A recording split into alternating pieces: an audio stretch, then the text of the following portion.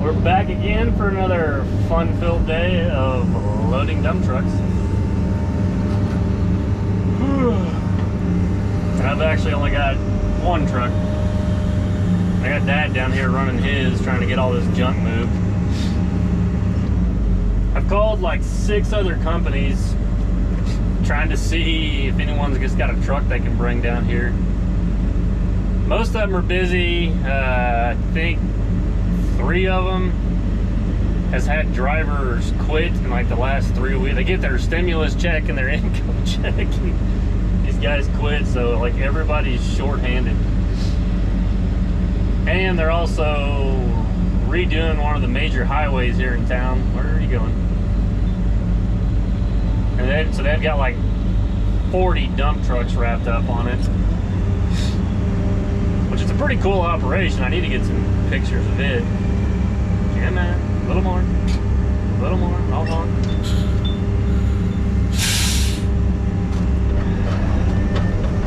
He can't hear me honking, so he just gets close. Calls are good. But yeah, I can't remember how many miles of this highway they're redoing, but they're crushing up or busting up the old concrete.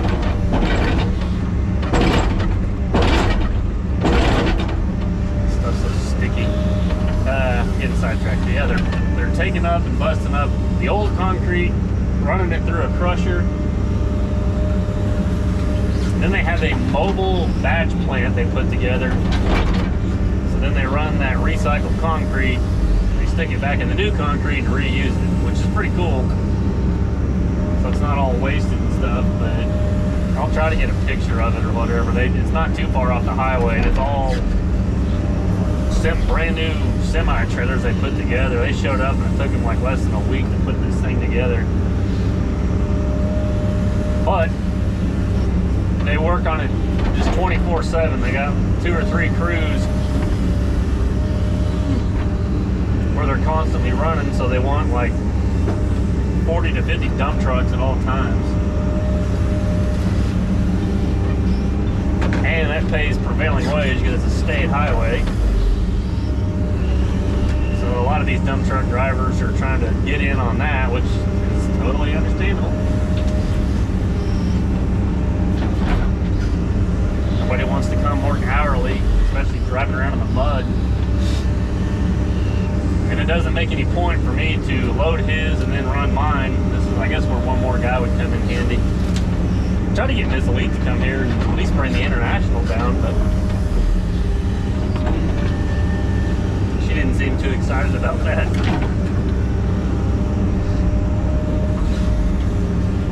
And we also got like 2.5 inches of rain down here over the weekend. As you can tell, everything's nice and muddy.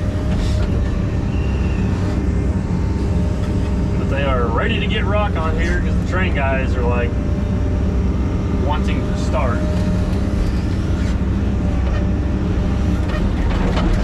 So it's rush, rush, rush.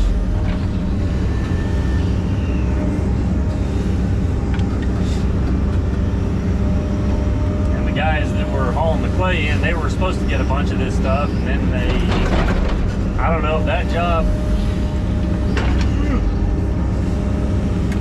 fell through or what the deal was. They got like 10 loads and then they've never been back.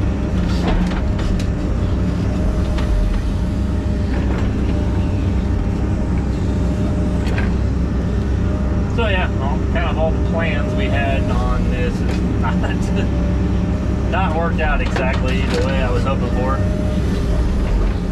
We're just making do with what we got.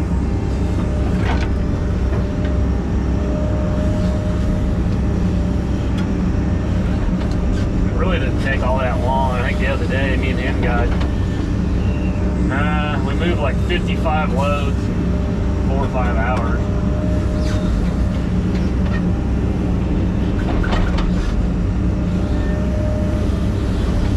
I wasn't loading them as heavy at the beginning of the morning, but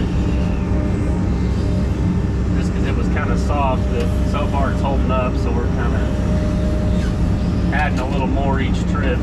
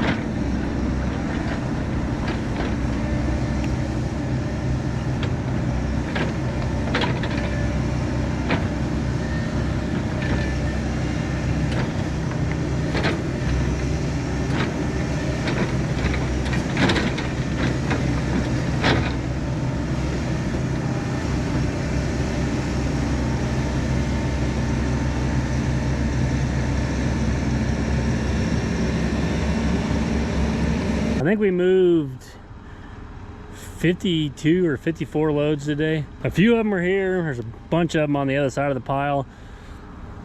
And then right down there somewhere, we started piling some of them back in there. Because we're tearing that up pretty bad and we're trying to figure out a spot to put everything. But this is kind of the crazy stuff. This was stuff that was put out here last week, and we even had 2.5 inches of rain on Friday. But as you can tell, it's like, it's that sandy clay that's in there. The water kind of runs out of it when it's piled up after a day or so, and then it dries out, and like the top of it's like hard as a rock, but the rest of it's pumping so bad. I'm just trying to kind of make more room for when we're going to haul more tomorrow. I think I got another truck lined up, but now we're tearing that grass up and getting trucks stuck and kind of running out of room. And that hill's getting to be pretty good size. I know he was wanting it like 20 some odd feet, but I'd love to be able to build it twice that size. I think it'd just be cool, but it's going to have to be done a little at a time so this stuff can kind of dry out. I was also going to show you guys something kind of crazy here. We've moved 184, 185 loads total, with me loading and then Dad's the one doing all the trucking and stuff like that.